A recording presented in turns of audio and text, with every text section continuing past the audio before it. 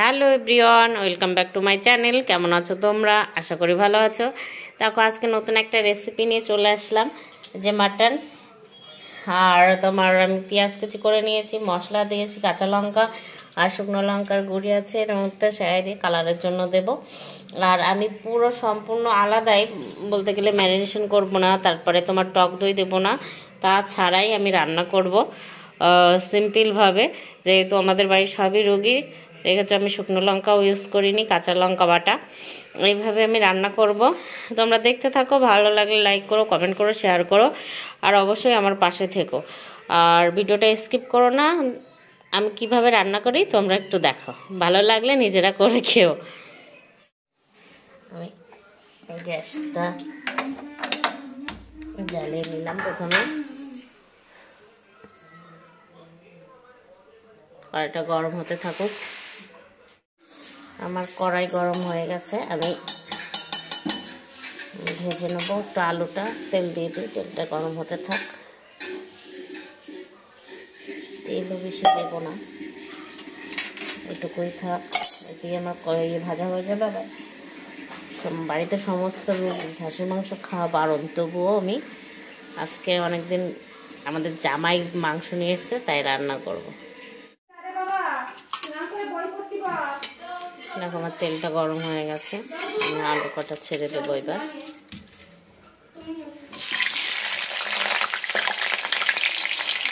আলুতে জল আছে দেখো।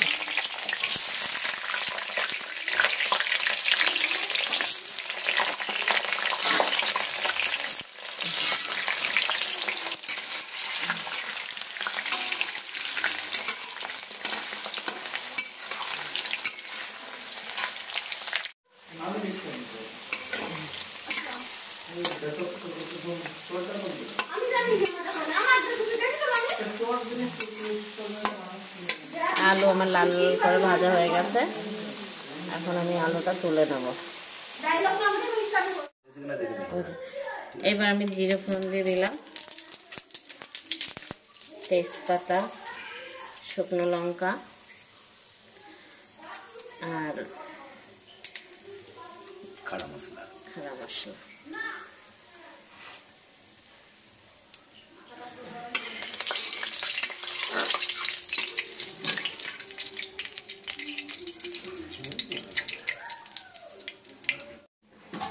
এবার আমি পেঁয়াজটা দিয়ে দেবো ওর মধ্যে।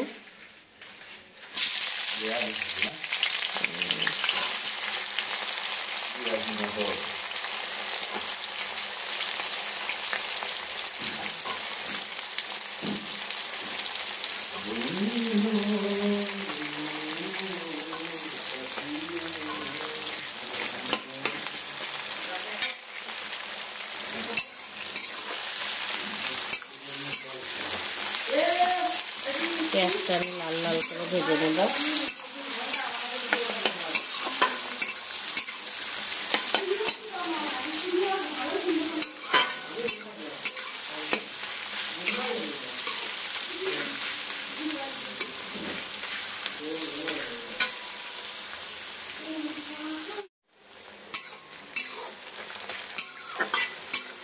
পেঁয়াজটা প্রায় লাল লাল হয়ে এসছে, আর একটু লাল লাল হলে আমি বাকি মশলাগুলো দিয়ে দেবো।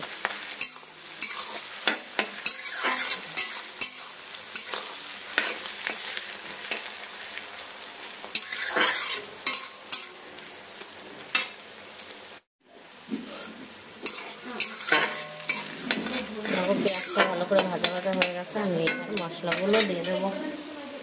বাকি মশলা আমি মিক্সিতে করে নিয়েছিলাম, কাঁচা লঙ্কা, আদা আর তোমার কাঁচা লঙ্কা, আদা, রসুন।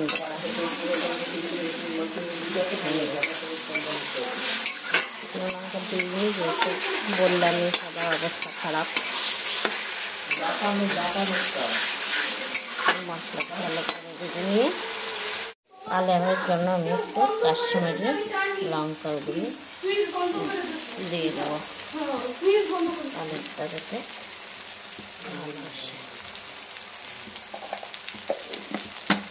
টমেটোটাও দিয়ে দেবো এখন। টমেটো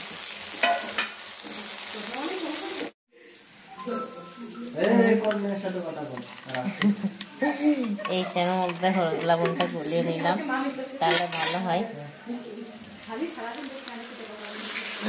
দিয়ে গেলাম মাখন,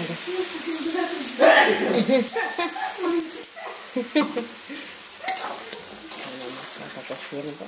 তেল যখন ছেড়ে যাবে তখন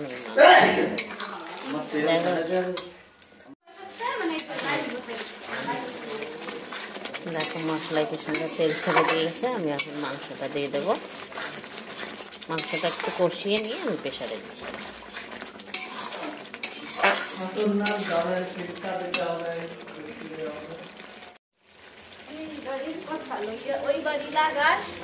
দেখো ম্যারিনেট ছাড়া মামি কিন্তু খুব সুন্দর রান্না করে, কারোর ইচ্ছা হলে বলতে পারো, কমেন্ট করো। হ্যাঁ, নিয়ে যেতে পারো, রান্না করে দিয়ে। মাংস নিয়ে আসবে, মামি রান্না করে দেবে।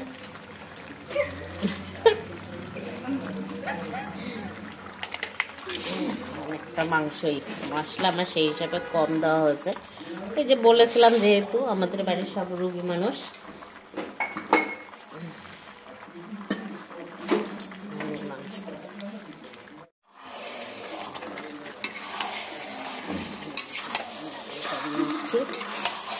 ঢেকে ঢেকে একটু কষাবো।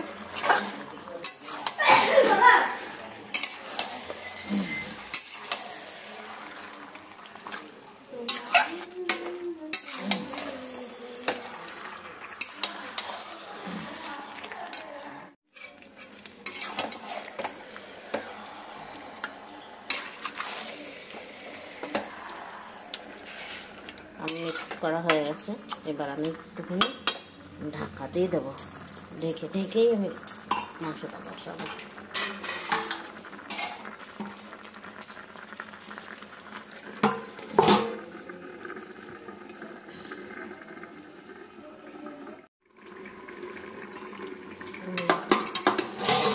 দেখছি কি অবস্থায় হয়েছে।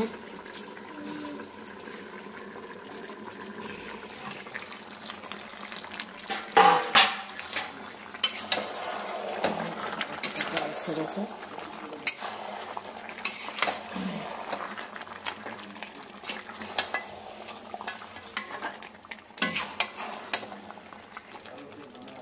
আমি আলুটাও দিয়ে দেবো মধ্যে। এখন আমি যেহেতু প্রেসারে আলুটা দেবো না, তাই কষানিতে যেটুকু হবে প্রেসারে দেবো আগে আলুটা, আবার আমি দিয়ে দেবো। দেখি এবার কি অবস্থায় আছে আমার। দেখো কেমন ঝোল বলেছে।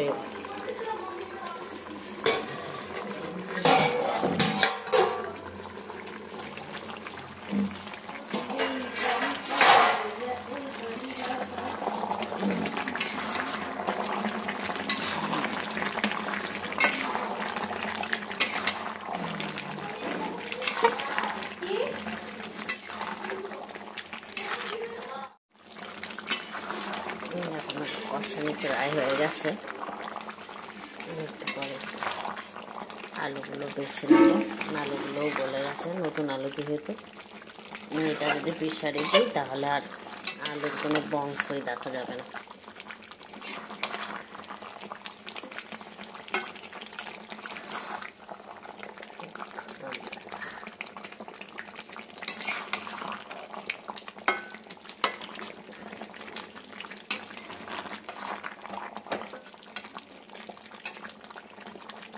রাজস্থানি খাসি,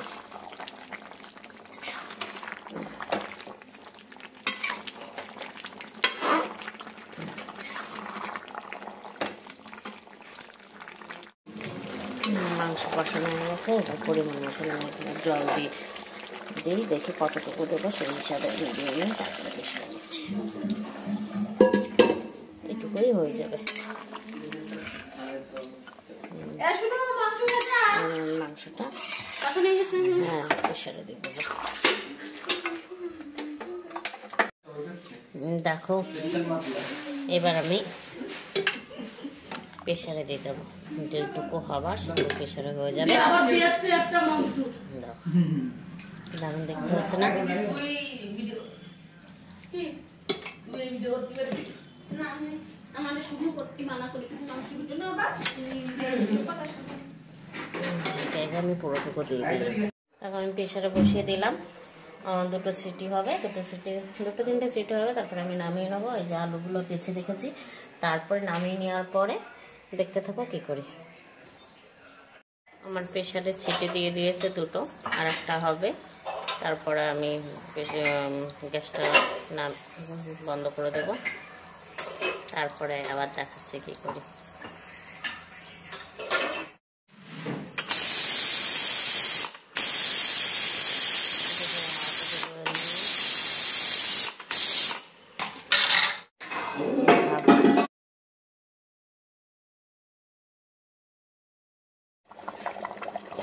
দেখো মাংস রান্না কমপ্লিট, আমি এখন নামিয়ে নেব।